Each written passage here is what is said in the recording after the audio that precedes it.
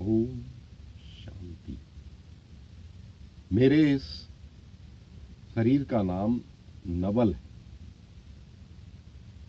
और नवल का अर्थ होता है नया।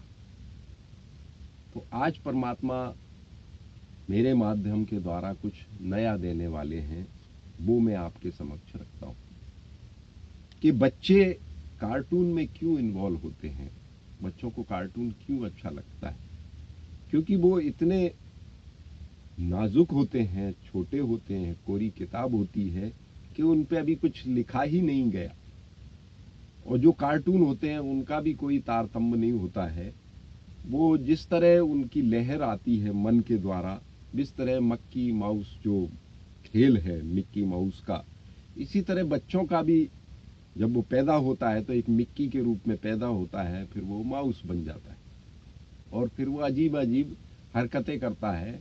क्योंकि ये शरीर के माध्यम से जो वो बताना चाहता है, जो वो एक क्रीडाएं करना चाहता है, कृष्ण और राम जैसा जब वो बनता है और अपनी हरकतें करता है तो वो एक कार्टून की तरह ही रहता है।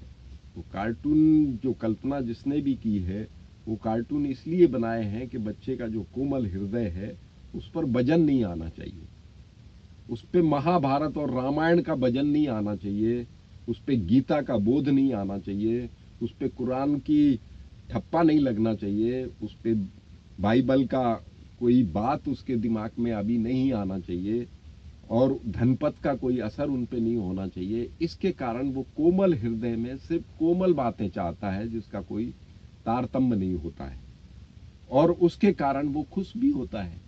आज बच्चे को जब हम देखते हैं तो वो भी एक नया संसार में मिक्की माउस के रूप में आया है, धीरे धीरे बढ़ रहा है, अपनी हरकतें कर रहा है। तो इसके कारण उनको जो स्वच्छ उनका मन है और वो मिक्की माउस की तरह कार्टून में ही विश्वास करता है। क्योंकि घर में जो भी वो देख रहा है, जो मोहल्ले में हो रहा है, जो होने वाला है, उससे उसको अवगत कराना या उसके बारे में जानना उसके लिए अभी जरूरी नहीं है। क्योंकि सूक्ष्म जो उसका शरीर है, छोटा शरीर है, वो सिर्फ आनंद स्वरूप में रहना चाहता है, प्रेम स्वरूप में रहना चाहता है, शक्ति स्वरूप में रहना चाहता है।